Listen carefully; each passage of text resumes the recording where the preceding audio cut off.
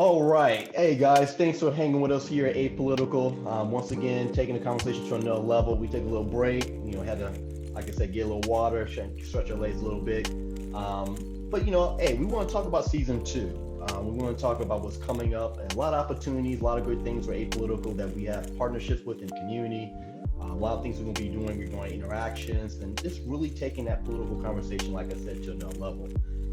But Brian, what do you think would happen like 2 weeks ago? Like, what's your thought about that? Now the 1/6 compared to the 9/11 event that we had domestic terrorism. What's your thoughts about that? That was kind of crazy, man. Yeah, it was, but I think to me, that example of domestic terrorism, it really it came to the forefront of our eyes, right? It came to the forefront of our consciousness. Whereas in previous incidents, people were able to kind of push it aside as a one-off, right? But when it comes to your door, the way that we saw it, live on TV, right? Not a peaceful protest, but rather a siege of American democracy at the Capitol to the doorstep, right? Not in Atlanta somewhere, not in Oklahoma, right? In terms of other incidences of domestic terrorism, but right to your doorstep. You cannot ignore this. And now the question is, with today's inauguration, right? And all the hoopla and the firsts that have taken place and all the hugs and all this is who we really are. Are we really the democracy that we say we are? Are we the siege of the Capitol? Or are we the country that brings people together, creates new opportunities, and isn't afraid of each other and embraces our diversity, but even more so is looking forward to establish equity? I agree with you 100%. I think that we are both. We are both. And I know that's awfully bold, probably, or even uncomfortable to admit or say, but the inception of this country was just like that. And we don't like to talk about history and repeat itself, as we just mentioned earlier, Myron, but we have to understand that history in order to move forward. We've always had to look at how sometimes things have to slap us in the face of our reality, right? And so with that siege happening, not only was it just really eye-opening for people who had never realized it, but the thing about it is, so many of us, like you said, Brian, we have realized it. We've been knowing it. That has been our reality. That is the America we grew up in. We are very, very clear when you elected the previous administration, that would be the outcome. And we're not surprised. We're not shocked. We are maybe disgusted. Right. At the level of white privilege that took place. I mean, these folks were ushered in. I'm still waiting on the previous situation, right? The administration and the person in charge being held accountable, right? Where's the accountability? That was incited. And it was led by the commander-in-chief himself, let's be honest. And he's gonna get off the hook, guaranteed. I'll be shocked if they hold him accountable. Right. Because you know good and well, if that was a person of color or a black man, or if that was Barack. Oh, come on. Yeah, it'd be a different story. We already know this. And even now, what's interesting is just like when George Floyd had to deal with that knee on his neck earlier, people have to see it to believe it. We could sit here and talk all day long, but until people like themselves, and I'm sorry, I'm just talking about our white brothers and sisters, when they see for themselves and then they have people like themselves representing the masses that have been screaming for so long about that siege to happen, right? It becomes a different reality. It becomes oh, it looks like perhaps let's free the slaves. Let's do that. Okay, yeah, that might be a good economic strategy. So, people, until we start to hold people accountable when they incite certain injustices on people, not only is it about equity, but it's also about now, we're here and we're done. We're done playing the games that have been fed to us. And we're trying to take over doing our own things. And we're gonna do it in peacefulness. We're gonna do it with love. We're gonna do it with embrace. And so Joe Biden and Kamala Harris, they're going to create that they're trailblazing that for us. And what we do with that is going to be essentially huge, right? It's going to be a forever changed situation. Forever, I was reading about how, come 2030, America's turning brown, the browning of America. Well, guess what? 2020, we were here.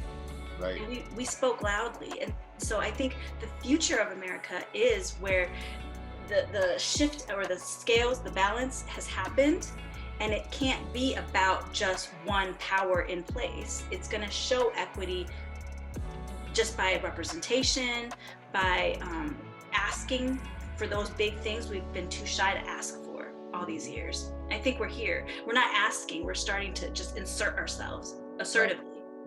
Right. And I think that's where people are a little afraid. I think the emboldenment of white supremacy is happening because I think they're afraid of all the things that we talk about in history being done back to them, because humans were rotten creatures. We do what was done to us. We learn. And I think there's a fear factor there. Yeah, I think that stems from guilt though, right? Because think about it, it's kind of like the dad that was abusive to his family and in some ways feels like he deserves something equal to what it is that he dished out. And to that extent, he's almost expecting and anticipating it, and almost in a masochistic way, he needs that to help deal with the guilt, because that's the only way he can understand what's actually happening in terms of his reality, right? He needs to come face to face with the anger. He needs to come face to face with the violence, because that's his language. That was his language in how he dealt with his family. That's his language in terms of how he feels as though he in some ways has to suffer in the same ways that he made other people suffer. But unfortunately, I don't think that's not our way, right? Because I think when you understand what it feels like to be beaten, you know what I mean? You understand what it feels like to be left cast aside, to be rejected. You don't want to do that to anybody else. And even if you did, it doesn't bring redemption. You don't get that back. You don't feel satisfied, right? The true satisfaction is in the healing. So I think there is a skewed way of looking at what should justifiably take place between people of color and white people, right? What they have to understand is we felt it so intensely, we don't even want to do that to you. We don't want to do that. We don't want to do the things you did to us. We just want to do what's right, because we don't want to carry the guilt, right, of having made somebody else suffer. That's kind of where we're at with it. And I don't think they can reconcile that cognitively, right? Knowing that I enslaved you, I raped you, I killed you, I forced you into some of the worst places to live. I took your jobs. I made sure that you wouldn't get paid. You know what I mean? I made sure that you wouldn't be represented and that policies wouldn't reflect things that you care about, although you voted. Or before you even voted, I made policies over you, took your taxes, and you couldn't vote, which was the reason why we created this country. We created this country, taxation without representation, and then you denied Black people the right to vote. Yeah, it's a laundry list. Man. All men are created equal. Yeah. It's a laundry list of different things that over 400 years plus, right, has affected our culture, right? And to the guilt point of your conversation, to your rebuttal there, guilt sometimes comes from a level of ignorance. And what I mean by that is that, for instance, if you saw Black Lives Matter rush the Capitol building like we saw on January 6th, It wouldn't be happening. it would be happening. Right. It would be tanks, it would been real bullets, it would been a real National Guard there. Mm-hmm. But when you do it, you climb up the walls like you lost your mind. You talking about killing Nancy Pelosi. You talking about doing all these different things that is so inhumane. Defecating in one's office. Yeah. Yes. Right. So Stealing laptops and about to sell it to the Russians? right, right. So let's be honest. You know, from somewhat whatever upbringing you had, you know this was wrong. Mhm. You choose to do it anyway. You knew based upon facts that you lost. Your guy lost. And you going to start a coup at a capital where it's supposed to be the people's house. And mind you, let's be real, we built that house. We did. And guess what? Majority of African Americans still work in that house. Actually, they were some of the ones cleaning up the mess. Yes, and protecting it. Almost a metaphor, right? For what we do, right? When they mess up this democracy, we help clean it up. Right. So that's why I said it's a level of ignorance, because if you knew culturally what you had around you, what was taking place, you can be more free to express yourself. But because you live in this bubble and choose not to, when you do something, oh my God, did that really happen? Yes, it happened. You knew it was wrong. But Myron, I gotta ask you a question, right? Because we've been through this before, right? And Azra, chime in, please, because I'm still trying to wrap my head around. Once the celebration is over, right? Are we prepared for the white lash for this moment in history, right? You had Barack Obama, right? 8 years, but are we prepared for what should be expected as the white lash to now? You have Vice President Kamala Harris, right? And you have Joe Biden bringing in a cabinet that is probably the most multicultural cabinet that we've ever seen. And what he's attempting to do in further creating government and governing that is by the people, like people of a closer representation of our people. Yes. Correct. So shouldn't we anticipate that? And do you see it, for 2021 and beyond, our ability to be more prepared for the quote unquote white lash versus having to deal with it after the fact, i.e. what took place at the siege of the Capitol? Well, I'm going to chime in real quick, Myron, if you don't mind, to what you just said, Brian. Like, that's one heck of a loaded situation, because if you already are seeing some of the rhetoric, right? You have Trump promising he'll come back in 2024 with his following. Mm-hmm. You have him denouncing Mike Pence, like, you're not my people. I'm disappointed in you, right? His boy, man. Mike Pence was his boy. That's big. That's huge. And, he was the one that kind of kept tradition and peace and order in today's situation. That was noted, right? Very noteworthy in history. And I think when you talk about the white lash, I mean, it's demonic, right? Like, it's going to probably happen. I don't see nationalistic rhetoric going away 100%, but I don't think you'll have someone at the helm, such as the White House, fanning those flames and emboldening people into speaking that way. I think we're trying to get back to being tolerant. And when I was younger, it used to bother me, that word tolerant. I'm like, why can't we celebrate and be accepting of all kinds of people? Right. Now, as an adult, I understand why tolerance was so important. Because when it's not being used, this is what happens. You have the siege on the Capitol. And then, interestingly, just a fun fact, I saw a headline that said that Trump was more upset, not about the fact that the Capitol was sieged, but because the people that showed up seemed lower class. Yes, I read that as well. Saw that? So he was insulted by the people that were showing up, and it didn't sit right with him in that way. But the fact that they went all in, that's okay. So I feel like we're going to prepare ourselves, and I'm hoping I'm wrong. I really do. I'm a real optimist, but I feel the realistic person in me wants to say that we're probably not going to be surprised in 2024 if they start to, the people who are really right-wing and super racist, want a white national agenda like they did in Europe, right? So we talked about global. And we talked about how we're so interconnected globally now. I really wouldn't be surprised if we have a white national party, because the Republican Party should not be called the GOP. Right. There are Great point. sensible people. Great There point. are sensible people, right? Grand old party, right? Right. For Grand those old that don't party. know. Right. Right. Yeah, Right. we know what Right? that is.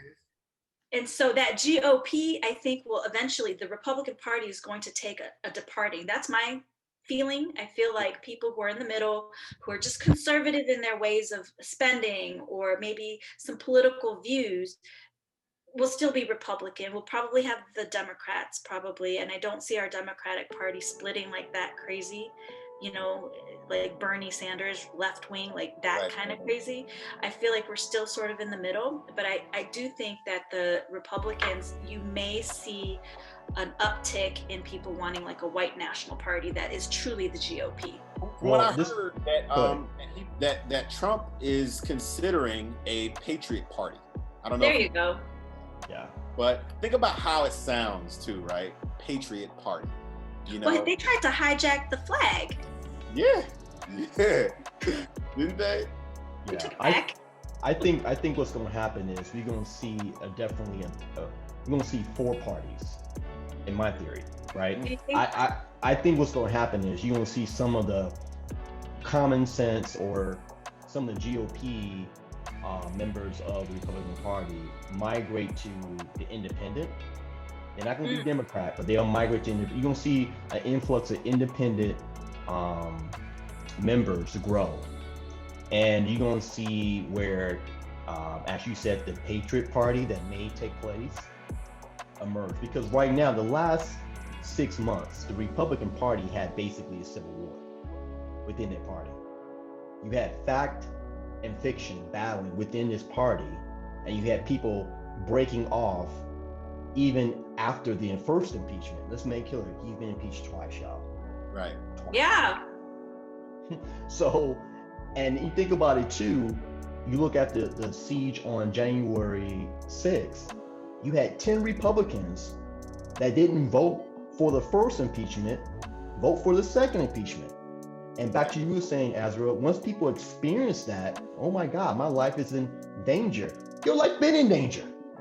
Right. You've been hostage from a psychopath, and you're hostage by your voters.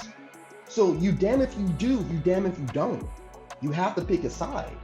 And a lot of it, like Ted Cruz and other Republicans that was just egging on the crowd. And yes, it was an inside job, right? So I think there's going to be a separation within the Republican Party where I don't think the Republican Party in the next 3 to maybe realistically, within, I'm going to say this, to be honest, I think within this decade, you won't see the Republican Party like it is. It's actually going to dissipate. It's going to disappear. It's going to be more independence. Kind of like the Whigs. More of the Whigs party. Yeah. Right. Yeah, it's serious. It's going to, because It's back repeating in itself. early history. Right. Exactly. Right. History repeating itself, because even back in the early stages of American, even in the early stages of American history, we had over multiple parties. It's just that what happened is that the concept and thought and theories and the population of what people wanted economically came to a point of having just two, Democrat and Republican. So now we're seeing a new migration. Let's be honest, back in maybe 2008, the Republican Party was already seeing a change in the party when Barack Obama became president. Mm-hmm. So what happened is, okay, we're not getting a lot of these wealthy, high-level educated, white people, or maybe some people of color, but basically economic, really rich and very conservative people. It was shrinking. So guess what happened? They made an arrangement with the Tea Party. What happened is the Tea Party felt like they're being used because they needed votes, they needed manpower. And when the Tea Party wanted something, the Republican leadership like, oh no, we won't do that. So guess what happened? Trump saw the opportunity.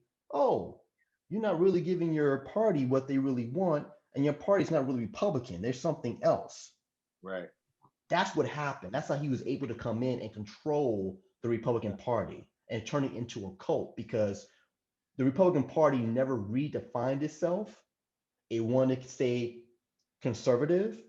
They got people from basically the Tea Party, which was a little bit more radical, a little bit more inclusive regarding their views, Mm-hmm. and really blindsided about what the Republican Party was going to do for them. So we saw a mess being developed almost a decade ago. And now we've seen a possible civil split between the Republican Party where you're going to see more independents. And this is where Trump is like, oh, these Tea Partiers ain't going nowhere. I got a new crowd. I'm going Yeah. to form my Republican Party and try to run again. That's why it's really important that the second impeachment, they really stick it to him and making sure that he doesn't have an opportunity to run again. Because if he does, or even a mention that he does, what you're saying, Azra, will come to fruition.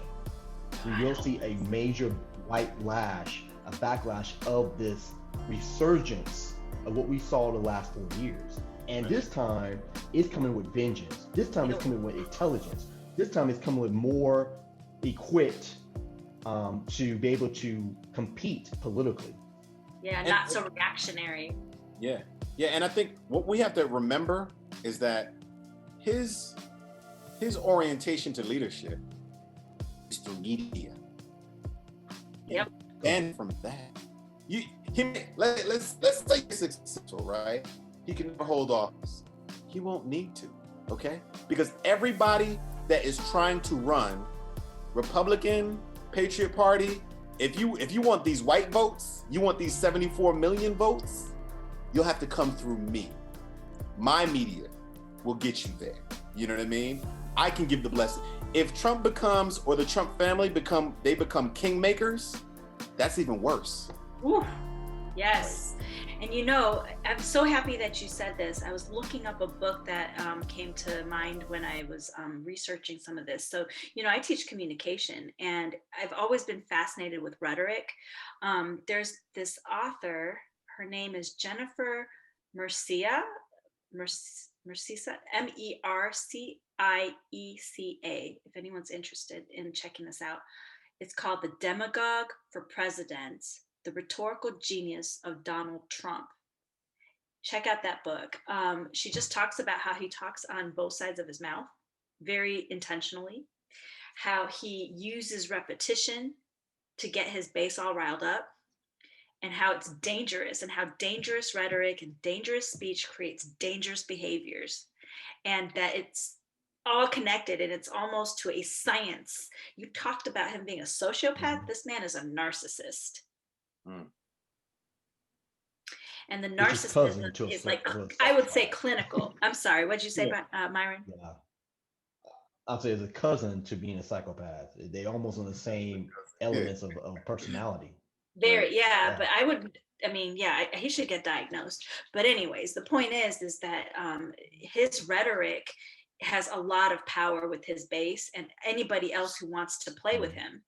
And so I think what's to come is actually very scary. I mean, we can be at peace for now, but we need to be very vigilant in keeping our Black voters to continue to vote. We need our youth to understand politics and be able to continue to vote. We have new 18-year-olds that will come into play when 2024 arrives. And I think at this point, it's going to be a numbers game because there's just going to happens to be more of us than there will be them. Because that's where that gap is starting to close. It's just a population thing. And we just need to be activated, more of us, right? Because it's not just even from a number standpoint. How many of these folks are actually active, right? And are they prepared to activate other people? So being active, right?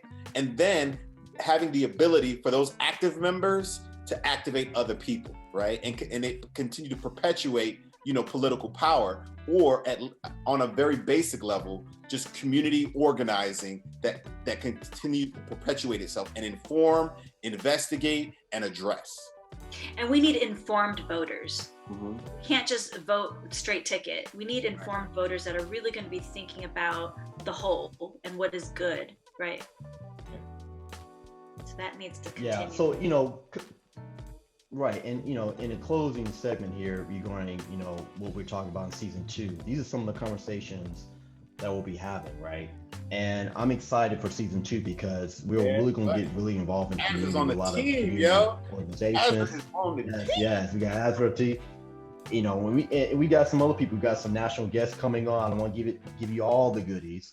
Right. We got some national and local guests coming on out through the country. We're gonna have a lot of things working with the Small Business Association, helping a lot of our brothers and sisters that have small businesses or you like to open up a business, giving that information. And we're gonna really try to touch with a lot of the community colleges and universities as well. I'm having these talks with some of the youth, having open virtual forums, so we can broaden this conversation out, not just with some of us on the screen here, but a larger population. Because at the end of the day, like you said, Azra, we have to make sure that the voters are informed. It is a numbers game. We have to stay involved. We have to stay invested, you know. And, you know, I just want to say with this, you know, at the end of the day, Black votes matter. They matter yesterday, they matter today, and they matter tomorrow.